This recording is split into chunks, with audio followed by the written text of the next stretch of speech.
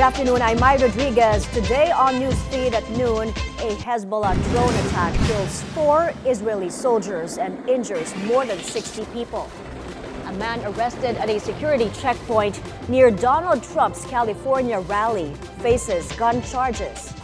Here at home, a big-time oil price hike is set to take effect tomorrow. And in a world first, SpaceX, led by tech billionaire Elon Musk, pulls off a successful catch of its giant rocket booster. Thanks for joining us. We begin with another bloody day in the Middle East. At least 4 Israeli soldiers are killed and more than 60 people are injured in a suspected drone attack in Israel. The Hezbollah group claimed responsibility for the assault, which took place Sunday at a military base. As tensions in the region intensify, Israel has expanded evacuation warnings to over a dozen more villages in southern Lebanon, where Hezbollah is based. Meanwhile, the U.S. deepens its involvement in the conflict. In a highly unusual deployment, it says it will send troops to Israel along with an advanced anti-missile system. The Pentagon says this is part of the broader adjustments the American military has made in recent months to support Israel and defend U.S. personnel from attacks by Iran. 8 more Filipinos returned home from Lebanon. This brings the total number of Filipinos repatriated from the conflict-torn country to 450. All of them will receive a combined financial assistance from the government worth 170,000 pesos. With no near end in sight to the conflict, the DMW expects more Filipinos in the Middle East to avail the government's voluntary repatriation program. As it stands, around 1,700 Filipinos in Lebanon have volunteered to return home. Over now to updates on the U.S. campaign trail. A man arrested at a security checkpoint near Donald Trump's California rally facing gun charges. The suspect, identified as Vem Miller, was found in possession of loaded firearms, multiple passports, and a fake license. He was released on a $5,000 bail. His motive remains unclear, but authorities believe the arrest could have thwarted a third assassination attempt on Trump. Right now, we are actively engaged in working with Secret Service and the FBI to ensure that this person is followed up on and all of the information that they can gather. I can tell you that from my perspective, from a state law enforcement agency's perspective, the firearms charges is what we arrested him for and booked him on. Anything further will come from the federal government. U.S. Vice President Kamala Harris speaking out against misinformation. Harris took her campaign to North Carolina, a state badly hit by Hurricane Helene. In an apparent jab to Republicans, Harris said, "Now is not the time to give false statements," as various states struggle to recover from recent storms. Several Republicans, including Donald Trump, have been spreading misinformation and conspiracy theories in the wake of the disasters, ranging from false claims on aid to accusing Democrats of controlling the weather. Right now, fellow Americans are experiencing some of the most difficult moments in their lives. Yet instead of offering hope, there are those who are channeling people's tragedies and sorrows into grievance and hatred. And one may ask why, and I think sadly, frankly, the motives are quite transparent. To gain some advantage for themselves. To play politics with other people's heartbreak, and it is unconscionable. Now is not a time to incite fear. It is not right to make people feel alone. President Joe Biden gets a first-hand look at the damage caused by Hurricane Milton in Florida. Biden walked through St. Peter Beach, where fallen trees and debris have piled in the streets. He also took an aerial tour and saw the shredded roof of the Tampa Bay Rays baseball stadium. Milton barreled through Florida last week and killed at least 17 people. In Florida, many areas remain without electricity and fuel. Thankfully, the storm's impact was not as cataclysmic as we had predicted. But on top of 2 before it, just seeming like getting worse. And but for some individuals, it was cataclysmic. All those folks who not only lost their homes, but more importantly, those folks who lost their lives, lost family members, lost all their personal belongings. And it's in moments like this we come together to take care of each other, not as Democrats or Republicans, but as Americans. Americans who need help, and Americans who will help you if you were in the same situation. We are one United States, one United States. Here at home, PNP Chief Romel Marbil vows a probe into the alleged involvement of police officers in a supposed drug war reward system implemented during the Duterte administration. Retired Lieutenant Colonel Royina Garma, who allegedly had close ties to Rodrigo Duterte, recently claimed the former president and other high-ranking officials sanctioned operations mimicking the Davao City model of extrajudicial killings on a national scale. During a House hearing, Garma said former police chiefs were aware of the covert operations. Marbil says they take these allegations very seriously and that a thorough investigation will be conducted to ensure accountability and transparency within police ranks.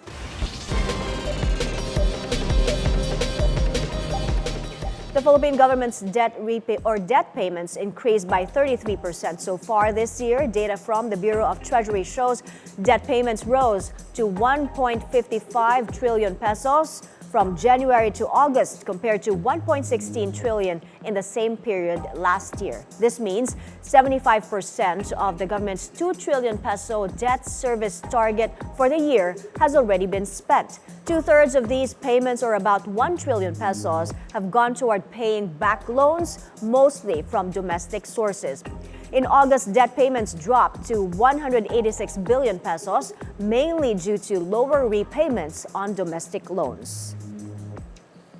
Motorists using the North Luzon Expressway Connector Road will have to pay higher tolls starting tomorrow. That's 119 pesos for Class 1 vehicles, 299 pesos for Class 2, and 418 pesos for Class 3 vehicles. The Toll Regulatory Board says the increase is part of a plan to gradually apply full tolls or toll fees for the NLEX connector to cushion the impact to motorists. Full rates will be applied when the entire connector project is finished. Oil prices also rising big time starting tomorrow. Fuel retailers announced gasoline prices will increase by a hefty 2.65 per liter, diesel by 2.70, and kerosene by 2 pesos and 60 centavos. This is due to rising crude oil prices in the global market amid escalating geopolitical tensions in the Middle East. We're taking a short break. Still to come, we'll take a look at how Filipino Palestinians who fled the violence in Gaza are also navigating a life of uncertainty here in Manila. This and more when Newsfeed at Noon returns. Stay with us.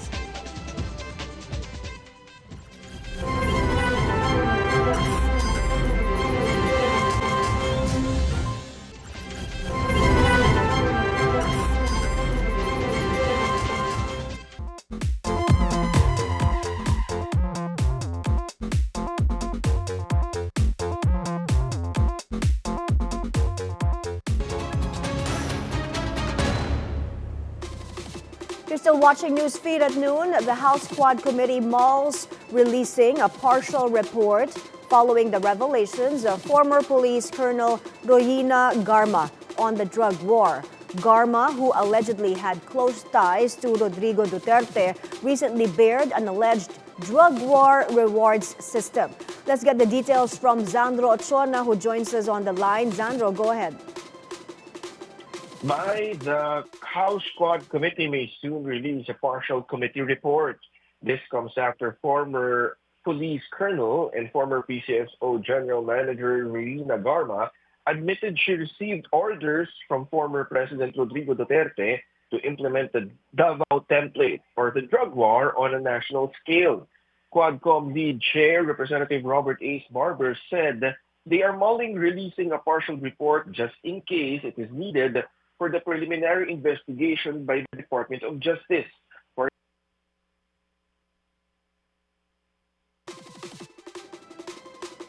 Right, Zandro was reporting there that retired Lieutenant Colonel Reyna Garma, who had recently claimed that former President Rodrigo Duterte and other high-ranking officials sanctioned operations mimicking the Davao City model of extrajudicial killings on a national scale. Garma said this during a House hearing, the House Quad Committee hearing, and she said former police chiefs were aware of the covert operations. We'll try to get Zandro Ochona back on the line to finish that report.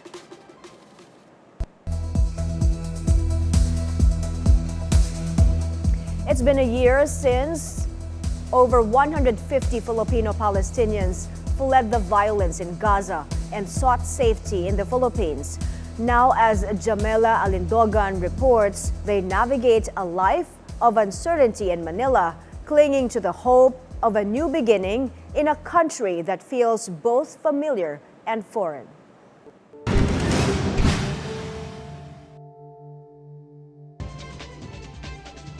Just like many kids, 5-year-old Omar loves school, play, and the outdoors. Omar is a refugee.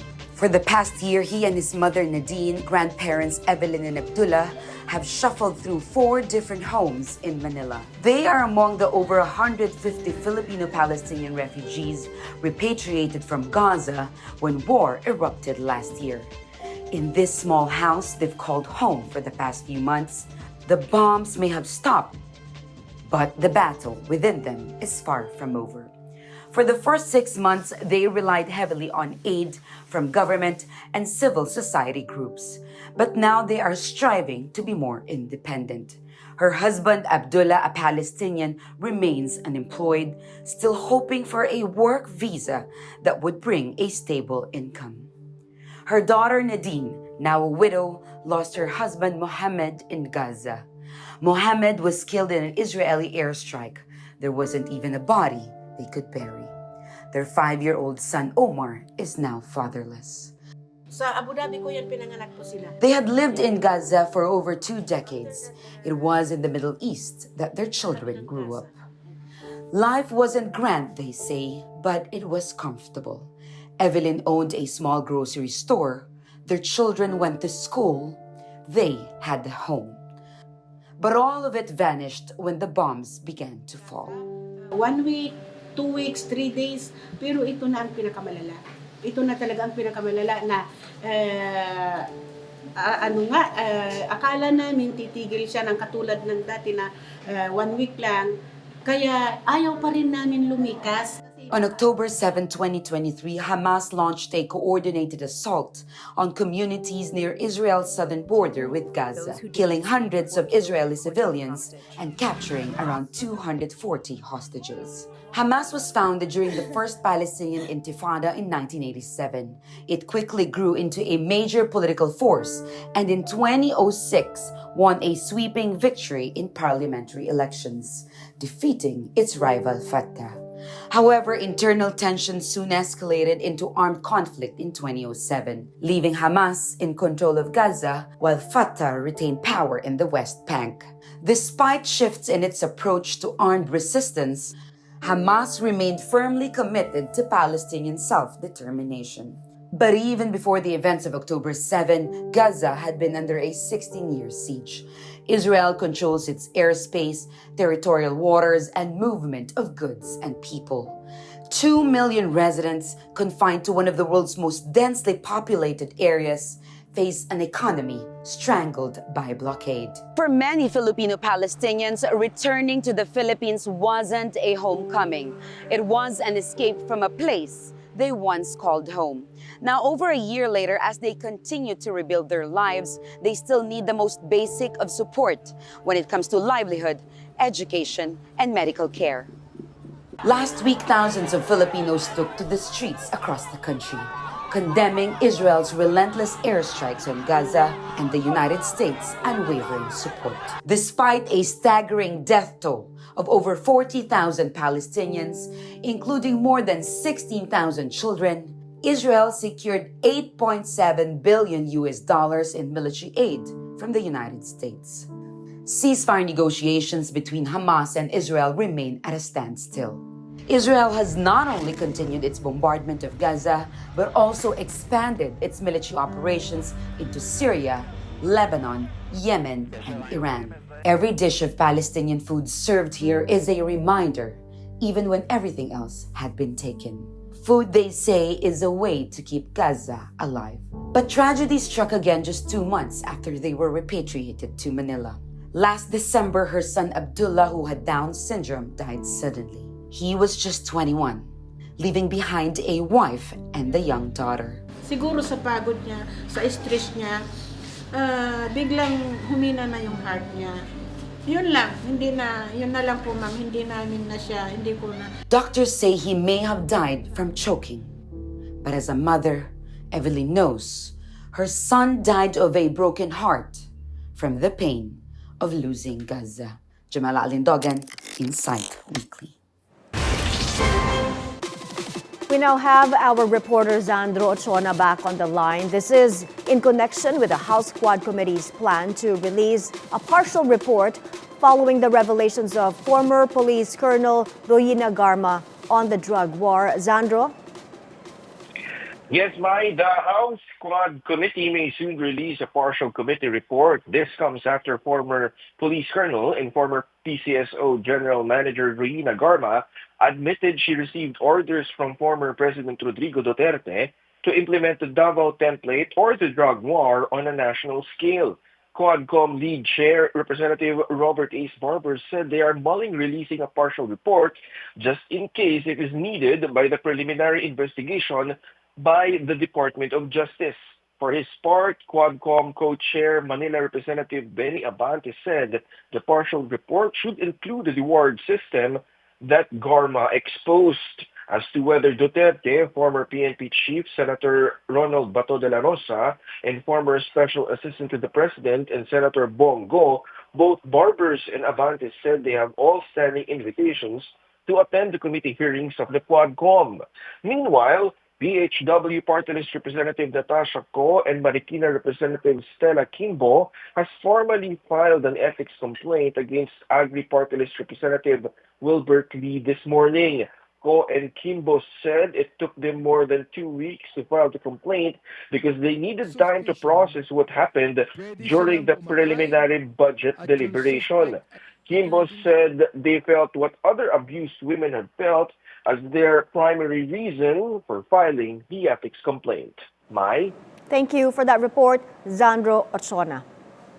Up ahead, SpaceX of tech billionaire Elon Musk pulls off its boldest test flight yet of its enormous Starship rocket. The details when we return. Stay tuned.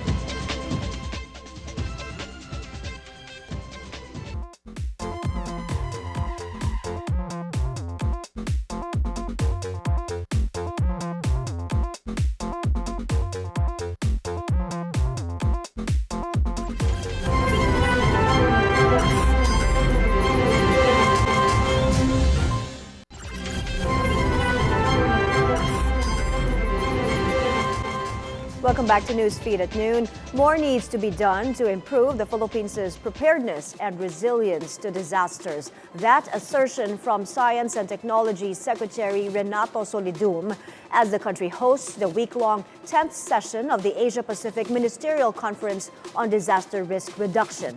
Solidum tells BNC's Weather HQ there must be a sectoral campaign focusing on the impact of climate change to agriculture, health, water supply, and livelihood. If you look at the recent global World Risk Index, we're #1.